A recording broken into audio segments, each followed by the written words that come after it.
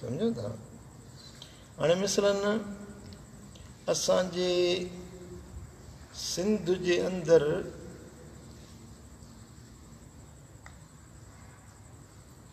पंहिंजो शदाद कोट वारा बुज़ुर्ग हुया हज़रत हाफ़िज़ मोहम्मद सिद्दीक़ रहमतुल्लाह अलैह।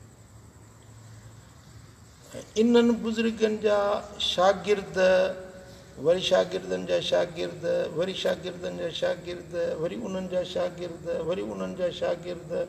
हाणे हींअर सिंध में जेतिरो बि इल्मु आहे न पोइ देवबंदी आहिनि या बरेलवी आहिनि या अहले हदीस आहिनि उन्हनि में जेतिरो बि इल्मु पखिड़ियल आहे उन जो तव्हां पहिरों खणंदो न उनजी सनद ॻोल्हींदो त हलंदे हलंदे वञी शदाद कोट पहुचंदो। सुभान अल्लाह। उस्तादी सिलसिलो वञी उते दंग कंदो। सुभान अल्लाह। हाणे इहो बुज़ुर्ग जेको दीन जो कमु करे वियो न सॼी सिंध में उन जो इल्मु फैलियल आहे। जेतिरा शागिर्द पढ़नि था पढ़ाइनि था सिलसिलो हले थो ओतिरो सवाबु उन शदादी कोट बुज़ुर्ग खे पियो मिलंदो। इहो ॾिसो केॾो वॾो एज़ाज़ आहे केॾो वॾो शरफ़ आहे इन माण्हू खे केॾो अजुर ऐं सवाबु मिलंदो। हज़रत पीर मिठा सिंह रहमतुल्लाह हिकिड़ा अल्लाह जा कामिल वली हुया फयाज़ हुया। उन्हनि पंहिंजा माण्हुनि ते महिनत कई कलाकनि जा कलाक ॾींहंनि जा ॾींहं रातियुनि जूं रातियूं महिनत कयूं तबलीगूं कयूं देस परदेस पंहिंजा मुरीद ठाहियूं पंहिंजा ख़लीफ़ा बणायूं ऐं पंहिंजा मुबल्लिग तयारु कयूं।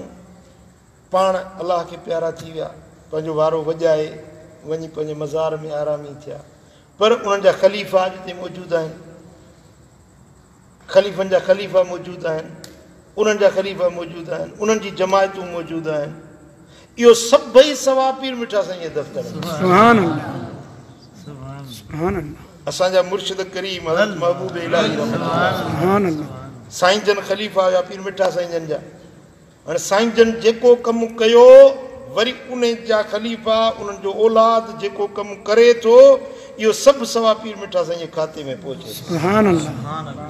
पीर मिठा साईं जन जो ख़लीफ़ो हुयो कंडियारे में हज़रत साईं अल्लाह बख़्श रहमतुल्लाह अलैह। उन्हनि जो सिलसिलो जेतिरो हले थो उन्हनि जा साहिबज़ादा आहिनि उन्हनि जा ख़लीफ़ा आहिनि जेतिरो कमु कनि था इहो सवाबु पीर मिठा साईं जे खाते।